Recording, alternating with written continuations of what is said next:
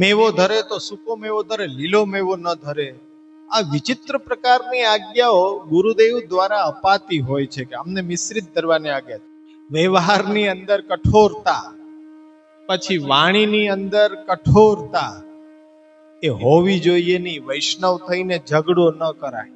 એક જ કૂતરું છે, એ બે વૈષ્ણવને અહીંયા રસોઈમાંથી પસાર થઈ જાય તો એકની છોવાય ને એકની ન છોવાય. આવું કેમ? આપણી દેશકાલ પરિસ્થિતિ પ્રમાણે આપણે સેવા કરવી એ જરૂરી છે. અને સેવા એનો સનાતન સાર્વત્રિક નિયમ લાગુ ન પાડી શકાય કે આ જ પદ્ધતિથી થવી જોઈએ. જેવી જેની દેશકાલ પરિસ્થિતિ એ પ્રમાણે સેવા કરી શકશે. એટલે એ છૂટછાટ ગુસાઈજીના વખતમાં પણ આપવામાં આવી છે.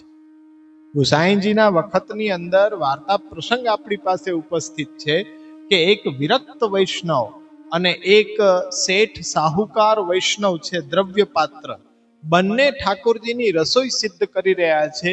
એમાંથી એક કૂતરું પસાર થઈ ગયું. હવે બંનેનો પ્રશ્ન આવ્યો ગુસાઈજી પાસે કે ભાઈ આ રસોઈમાંથી એ 4 પગારું કૂતરું છે એ પસાર થઈ ગયું છે. એક જ હતું. વિરક્ત વૈષ્ણવ અને શેઠ એ સાહુકાર વૈષ્ણવ બંનેની મેંડમાંથી પસાર થઈ ગયું. હવે ગુસાઈજીએ ત્યારે અપવાદિક નિર્ણય આપ્યો. શું આપ્યો? કે ભાઈ જો બધી રસોઈ તો છોવાઈ ગઈ, પાત્રય છોવાઈ ગયા, બધું જ કાઢી નાખવું પડે, પણ વિરક્ત વૈષ્ણવ છે એની પાસે દ્રવ્યનો સંકોચ છે, નવા પાત્ર કે એ બધું લાવી શકે એવી પરિસ્થિતિ એની નથી. તો ત્યાં નિર્ણય આપ્યો કે વિરક્ત વૈષ્ણવની મેંડ છે છોવાણી નથી, પણ જો દ્રવ્ય પાત્ર છે કે જે નવા વાસણો વસાવી શકે છે, નવો ભંડાર લાવી શકે છે, એના માટે રસોઈ છોવાય. એક જ કૂતરું છે, એ બે વૈષ્ણવને અહીંયા રસોઈમાંથી પસાર થઈ જાય તો એકની છોવાય ને એકની ન છોવાય. આવું કેમ? તો શું ગુસાઈજીએ ત્યાં ભેદભાવ કર્યો? નહીં, ભેદભાવ નથી કર્યો, નિર્ણય આપ્યો છે. તો ત્યાં નિર્ણય થઈ ગયો ને. અત્યારના એમ કહી દઈએ કે ઓહો હવે સેવા થાય જ નહીં, બધાય પાત્ર કાઢી જ નાખો, હવે બીજા પાત્ર લાવવા માટે રૂપિયા નથી, ભંડાર માટે રૂપિયા નથી, સેવા છોડી દો. એવું તો નિર્ણય ન હોઈ શકે. પણ એ સુચારું ધર્મ છે, એ જીવન છે. દેશકાલ પરિસ્થિતિ કઈ અવસ્થાની અંદર છે, શું પરિસ્થિતિ છે, એનો તાગ મેળવીને નિર્ણય થાય છે. એમને નિર્ણય આપી નથી દેવાતો કે ભાઈ કુવાના જલથી જ ઠાકોરજીની સેવા ઉત્તમ છે. કુવાનું જલ હોય તો ઉત્તમ છે, પણ કુવો હવે બહુ કઠિન થઈ ગયો મળવો, તો શું થયું? સેવા છોડી દેવી. સેવા કરવી એ તો આપણી આગવી ફરજ છે, પણ એના માટે જરૂરી નથી કે કુવો હોય તો જ સેવા થઈ શકે, અન્યથા ન થઈ શકે. એટલે આજે પ્રયત્ન બહુ દુર્ભાગ્યપૂર્ણ છે. ખેદ સાથે કહેવું પડે છે કે ગુરુપદ ઉપર બેઠેલો વ્યક્તિ છે એ વિવિધ પ્રકારની આજ્ઞાઓ આપી રહ્યો છે. મિશ્રી ધરે તો જારીજી ન ભરે, મેવો ધરે તો સૂકો મેવો ધરે, લીલો મેવો ન ધરે. આ વિચિત્ર પ્રકારની આજ્ઞાઓ ગુરુદેવ દ્વારા અપાતી હોય છે કે અમને મિશ્રિત ધરવાની આજ્ઞા, જારીજી ભરવાની આજ્ઞા નથી. આવી કેવી સેવા? અને આપણો ઉપરનો માળ કામ જ ન કરતો હોય એવી રીતના આપણે તો, અરે મહાપ્રભુજી આજ્ઞા કરે છે કે ભાઈ સેવા એકવાર પધરાવી દીધી, મારું સર્વસ્વ છે એ તારા હાથમાં આપી રહ્યો છું, આની દેખભાળ, લાલન પાલન, પોષણ હવે તારી જવાબદારી છે. બસ પૂરું થઈ ગયું. હવે કોઈ ત્યાં જારીજી ભર કે એને ભોજન કરાવ કે શું ધરીશ, શું ગમશે, શું ફાવશે, શું ચાલશે, તમારે બેને સમજવું. એ વાત ગળે ઉતરે છે ને કે ભાઈ આજ્ઞા કેટલી હોય. હવે આપણે એવા જડ થઈ ગયા છે કે વાતે વાતે આજ્ઞા.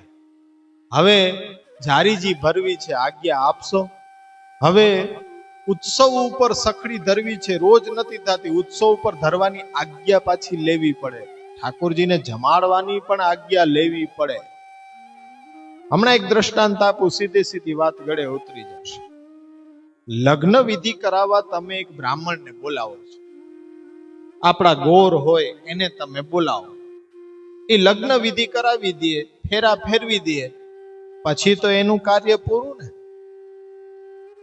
કે પછી પણ બીજે દિવસથી તમારે એને ફોન કરવો પડે કે ગોર બાપા આ તો પાણી માંગે છે, અરે ન આપતા, પાણી ન આપતા, એ કુવાનું જ જલ એને પીવડાવવું પડશે. અરે ઓલો પતિ એમ કે છે કે હવે એમાં ગોર બાપાને શું ફોન કરવાનો હોય, તું જે જલ પીયો છે એ મને પીવડાવી દે જલ, એમાં પૂછવાનું હોય નહીં કે એને તો ગોર બાપાને ક્યાં સુધી સાચવી રાખશે? અને પછી બપોર થાય તો કે ગોર બાપા આ તો જમવાનું કે છે, નહીં એને તમે સ્કેના ઉપર રાંધ્યું, ગેસ ઉપર રાંધ્યું ને? એને સગડી ઉપર જ રાંધીને જમણ. પતિ બિચારો પરેશાન કે આ વારંવાર ગોર બાપા ગોર બાપા ગોર બાપા, પછી શું રિઝલ્ટ આવે એ તો તમને મારા કરતા તમને વધારે ખબર હોય. કે ભાઈ લગ્નના ફેરા ફેરવી દીધા, ત્યાં ગોર બાપાનું કામ પૂરું થઈ જાય, પછી પણ જો ગોર બાપા વચ્ચે ને વચ્ચે રે તો છૂટા છેડા થઈ જાય. એટલે અહીંયા ગોર બાપા છે કે તમને તમારા ઠાકોરજી તમારા અલૌકિક પતિ સાથે એ મેળાપ કરાવી દે છે, પછી અમને ભૂલી જાઓ, હવે તમારે બેયને ગ્રહસ્થાશ્રમ જીવવાનો છે, શું ગમશે, શું ચાલશે, શું ફાવશે, તમારે નક્કી કરવાનું છે. યદ યદ ઇષ્ટતમ લોકે યચ્ચાતિ પ્રિય આત્મન યેન સ્યાત નિવૃત્તિશ્ચિત્તે તત્ સાધેત કૃષ્ણે ધ્રુવમ. મહાપ્રભુજી તો આ સ્પષ્ટ સિદ્ધાંત આપ્યો, જે પણ કાંઈ તમને ઉત્તમ લાગે એ તમને સેવામાં પહેલા એનો વિનિયોગ કરો, અને ત્યાર પછી તમે મહાપ્રસાદના રૂપમાં એનાથી જીવન ચલાવો. હવે તમે જારીજી ભરો, સખડી અરોગાવો, બધી જ આજ્ઞા એક વખત ઠાકોરજી પધરાવ્યા ત્યારથી મહાપ્રભુજીએ આપી જ દીધી છે. હવે એવો પસ્તાવો કરવાની જરૂર નથી કે બહુ વિરહ છે પણ ગુરુદેવ આપતા જ નથી. હવે ગોર બાપા તો શું કરે એમાં? એને ખબર પણ શું પડે કે આપણા બેયની વચ્ચેની વાત હોય, એ ગોર બાપા શું જાણે? એ નિર્ણય પ્રમાણે એવો પરાધીન પરવશતાથી પ્રેમ કરી શકાય કોઈને? એવો પ્રેમ તો ન જ હોવો જોઈએ, આવો સ્વતંત્ર પ્રેમ હોવો જોઈએ. પણ આ બધું ક્યારે શક્ય છે? કે જ્યારે મહાપ્રભુજી આજ્ઞા કરી એ પ્રમાણે પરીક્ષણ કરીને જો ગુરુ ધારણ કરવામાં આવે તો, અને ગુરુ હશે તો જ ઠાકોરજી પુષ્ટ થશે, બાકી ઠાકોરજી પુષ્ટ થાય?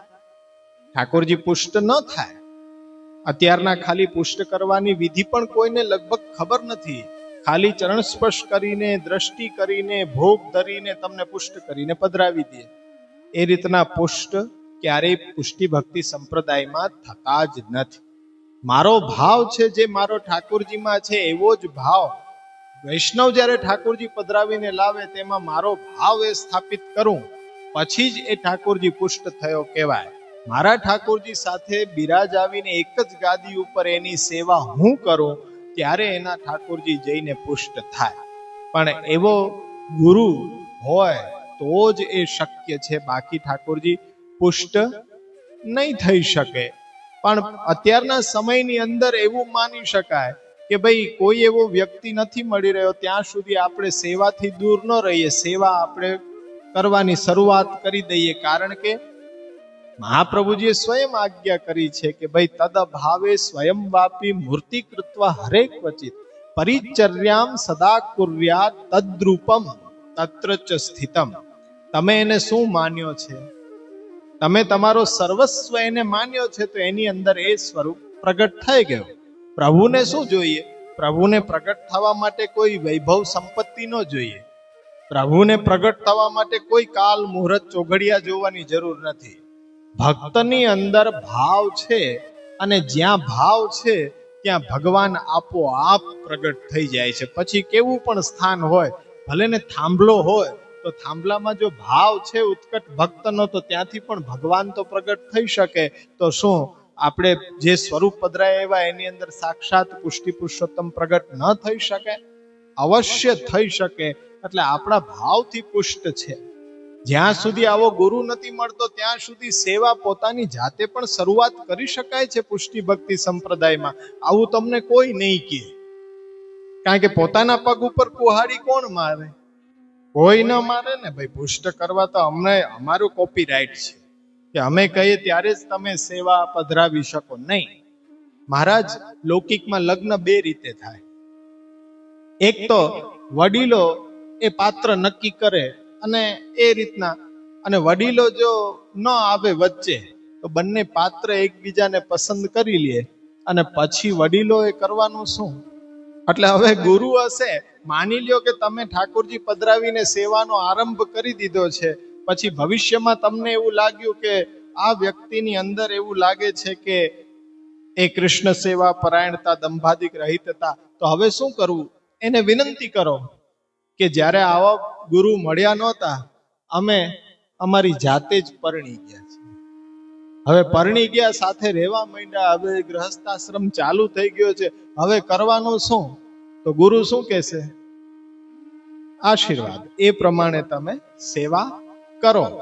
તમારાથી અપરાધ થઈ ગયો અને હવે તમે એ સેવા વેલિડ નહીં ગણાય, ઠાકોરજી આરોગ્ય જ નહીં, ને આવી બધી અજ્ઞાનતા મૂલક વાતો, જો એ ગુરુ નહીં હોય ને તો આવી અજ્ઞાનતા મૂલક વાતો કરશે. બાકી જો સાચો ગુરુ હશે ને તેમ કહેશે કે આશીર્વાદ, તમે તમારા ઠાકોરજી સાથે ભક્તિ માર્ગીય જીવન આ જ રીતના જીવતા રહ્યો અને ઠાકોરજી તમને એ ફલનો અનુભવ જલ્દીથી કરાવે. આવા શુભ આશીર્વાદ.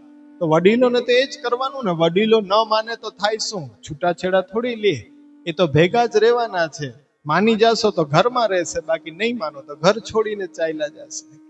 પણ અહીંયા પ્રેમ હોવો જોઈએ, સ્નેહ હોવો જોઈએ, તો આ શક્ય થઈ શકે. તો આ બધી વસ્તુ ક્યારે શક્ય છે? કે ગુરુ જો સાચો પ્રાપ્ત થાય તો જ આપણને એ ઉપદેશ દ્વારા સન્માર્ગ બતાડે અને એ માર્ગ ઉપર આપણે ચાલીએ. અત્યારના પણ પરિસ્થિતિ આપણી એવી છે કે ભટકી ચૂક્યા છીએ.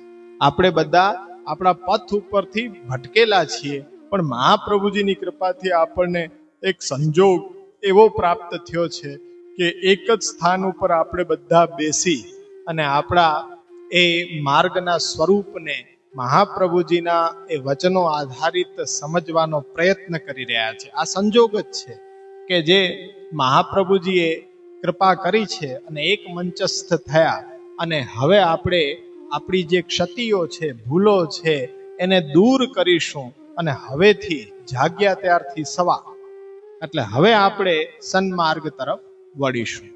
તો એ જ અહીંયા બ્રહ્મ સંબંધ કરણાત સર્વેશામ દેહ જીવયો સર્વ દોષ નિવૃત્તિરિ દોષાહ પંચવિધા સ્મૃતા. બધા દોષોની નિવૃત્તિ. એટલે નિવૃત્તિ એટલે કે સ્વરૂપગત તો એમનેમ જ રહે છે, પરંતુ એ સ્વભાવથી હવે સેવામાં પ્રતિબંધ કરતા અટકી જશે, એટલું અહીંયા માનવામાં આવે છે. નાશ નથી થતો. નાશ નથી થતો. કોઈ પણ પ્રકારે ભક્તિ માર્ગમાં એ તમને પ્રતિબંધ કરશે નહીં. એ રીતના નિવૃત્તિ થશે. અને આના સિવાય એ નિવૃત્તિનો બીજો કોઈ ઉપાય આ પંચ દોષ માટે છે જ નહીં. શાસ્ત્રમાં પણ બતાડેલું જ નથી. વૈષ્ણવી જીવનની શરૂઆત થાય છે અસમર્પિત વસ્તુનામ તસ્માદ વર્જનમ આચરેત. આ પ્રથમ આપણે જોયું હતું કે વૈષ્ણવી જીવનની શરૂઆત કેવી રીતના થાય? અસમર્પિત વસ્તુનામ તસ્માદ વર્જનમ આચરેત. હવે વસ્તુનામ એની અંદર જળ અને ચેતન બંને વસ્તુઓ આવે. જળ વસ્તુઓ અને વ્યક્તિઓ. અસમર્પિત વસ્તુનામ તસ્માદ વર્જનમ આચરે. પ્રભુ સંબંધિત વસ્તુ કે વ્યક્તિ ન હોય તેની સાથે આપણો સંસર્ગ થવો જોઈએ નહીં. હવે આને જો સમજ્યા ન હોય ને, વિચાર વારંવાર એટલે કહું છું કે સમજવાનું અહીંયા જ છે બધું. આ જે શ્લોકો છે, હવે વૈષ્ણવી જીવનની શરૂઆત થાય છે, એને જ વધારે સમજવાની જરૂર છે, જેનાથી કરીને કંઈક આપણી ભ્રમણા છે એ દૂર થઈ શકે. અસમર્પિત વસ્તુ નામ તસ્માદ વર્જન માચરે. એટલે સમર્પિત જીવન જીવવું, પણ જે પ્રભુ સેવા લાયક ન હોય એવી વસ્તુઓથી આપણે દૂર રહેવું જોઈએ. એનું વર્જન માચરેત. હવે વસ્તુ તો ઠીક સમજ્યા, એના વગર ચલાવી પણ લઈએ, પણ વ્યક્તિઓ વ્યક્તિઓનું શું કરવું, કે એનાથી દૂર કેમ રહી શકાય? એક જ પરિવારમાં રહેવું છે, સમાજમાં રહેવું છે, તો પછી અસમર્પિત વસ્તુ નામ તસ્માદ વર્જનમ આચરિત, એનું શું કરવું? માની લ્યો કે બ્રહ્મસંબંધ તો એક જણાએ લીધેલું છે ઘરમાં, બાકીના સભ્યો છે એને બ્રહ્મસંબંધ લીધું નથી, ભગવત સેવામાં પણ એ સહાયક નથી થતા, એટલે કે અસમર્પિત જ છે. તો હવે અસમર્પિત વસ્તુ નામ તસ્માદ વર્જનમ આચરિત પ્રસંગ આવે છે, વાર્તાનો પ્રસંગ આવે છે કે મહાપ્રભુજી પૃથ્વી પરિક્રમા કરતા કરતા વૈષ્ણવને ત્યાં પધાર્યા, ત્યારે એમના ઘરના હતા પત્ની, એ કંઈક કાર્યાર્થે બહાર ગયેલા હતા, અને પુરુષ ઘરમાં, અને એને મહાપ્રભુજીએ બ્રહ્મસંબંધ દીક્ષા આપી અને બોધ કર્યો, અસમર્પિત વસ્તુ નામ તસ્માદ વર્જનમ આચરિત. હવે મહાપ્રભુજી તો આગળ પધારી ગયા, અને એના ઘરના છે પત્ની, એ બજારમાંથી આવ્યા, ત્યારે હવે ઘરમાં એને રોકી દીધા કે હવે તારે મારે કોઈ સંબંધ નહીં. આવું કેમ? ત્યારે એમ કીધું કે હવે હું મહાપ્રભુજીને શરણે ગયો છું, બ્રહ્મસંબંધ દીક્ષા લીધી છે, અને પ્રભુને સમર્પિત ન હોય એવી કોઈ પણ વસ્તુ કે વ્યક્તિ સાથે મારો સંબંધ નહીં લે, જડતા પૂર્વક. એને માટે ઘરમાં અલગ કરી દીધો. વાર્તા સાહિત્યમાં અનેક જગ્યાએ આવા આપણને મળે કે ભાઈ મહાપ્રભુજીથી દીક્ષા લઈને આવ્યા, ઘરમાં આવીને સીધું એમ કહી દીધું કે હવે હું વૈષ્ણવ થઈ ગયો છું, એટલે હવે મારે ને તમારે નહીં પડે, જો મારે મને ઘરમાં રાખવો હોય તો મને અલગ કરી દો, મારી બધી વસ્તુ જગ્યા બધી અલગ, તમારી સાથે મારો કોઈ વ્યવહાર રહેશે નહીં.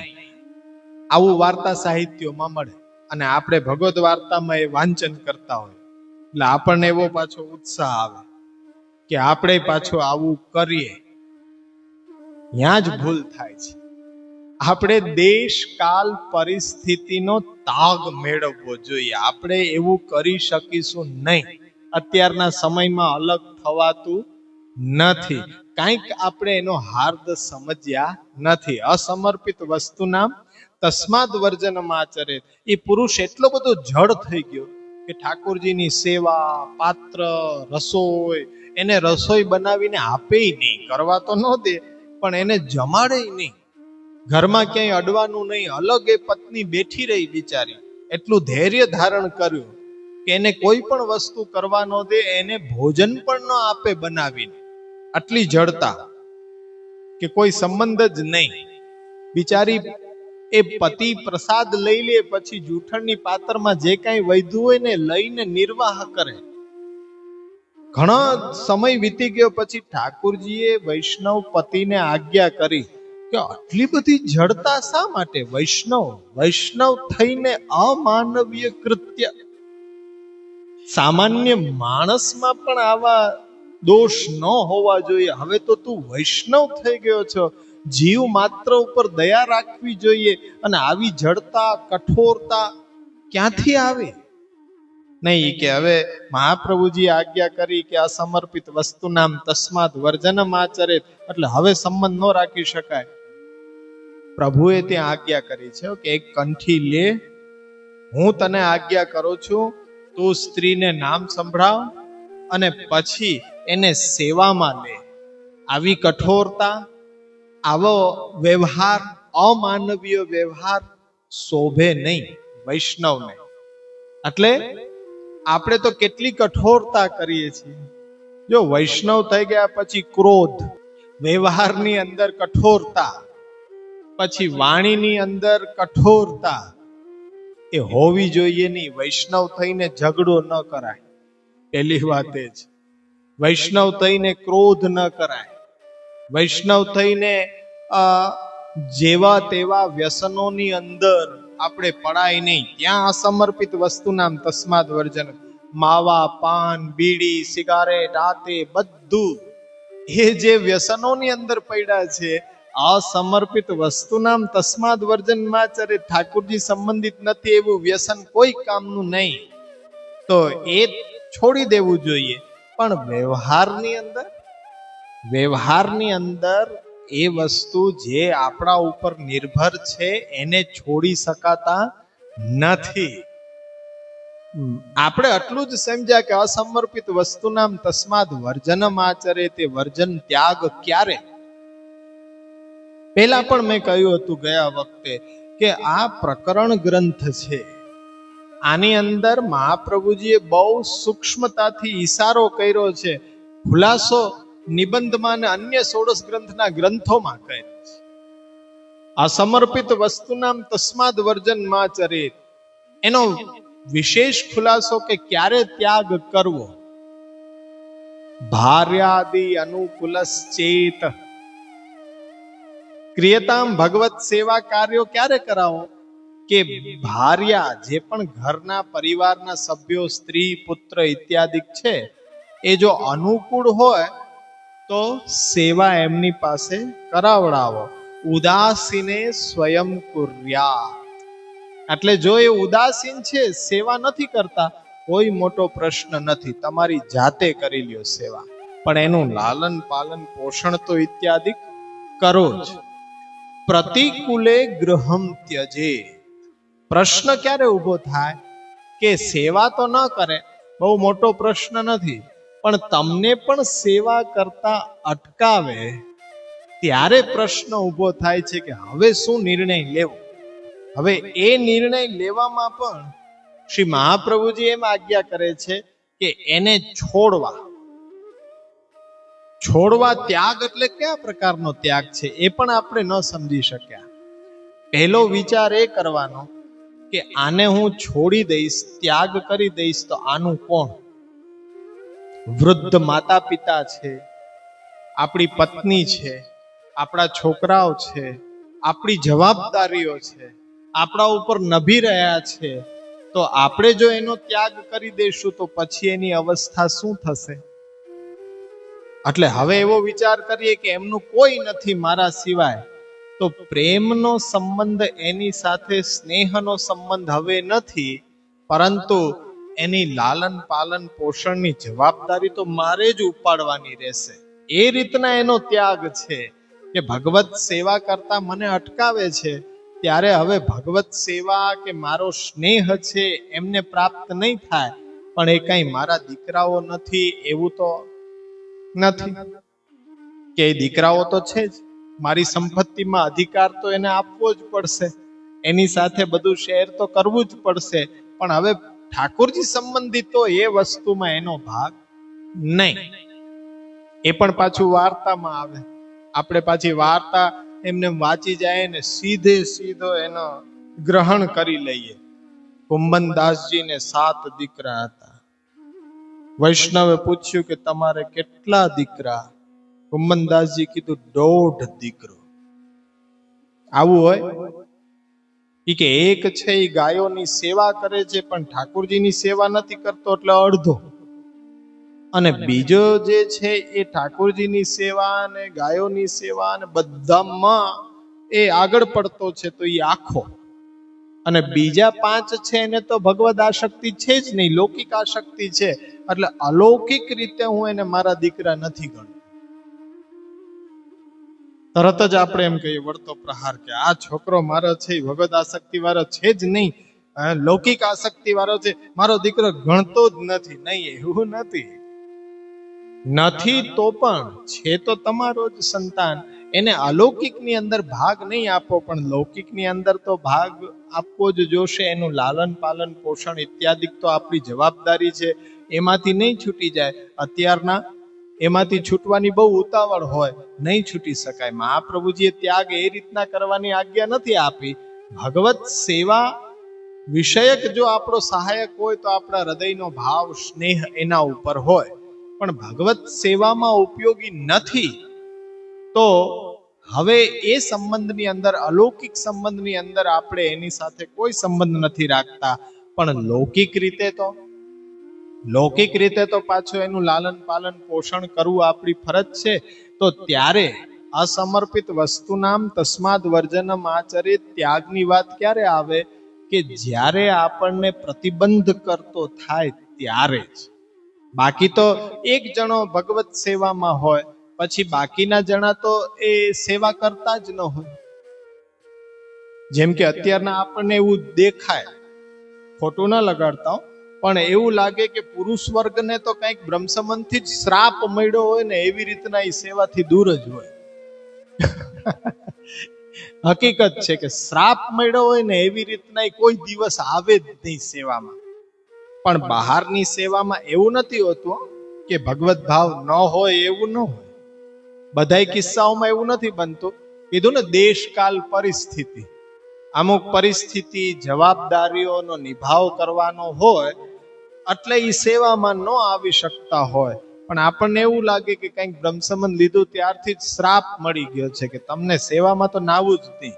બહારનું બધું કરી દઈએ, કે લાવી દઈએ સામગ્રી માટે, સીધો બધો સામગ્રી બધું એ જ લાવતા હોય, પણ સેવામાં નિરુત્સાહી હોય કે એ કાર્ય મારાથી નહીં થઈ શકે. ઉદાસીને સ્વયં કુર્યા.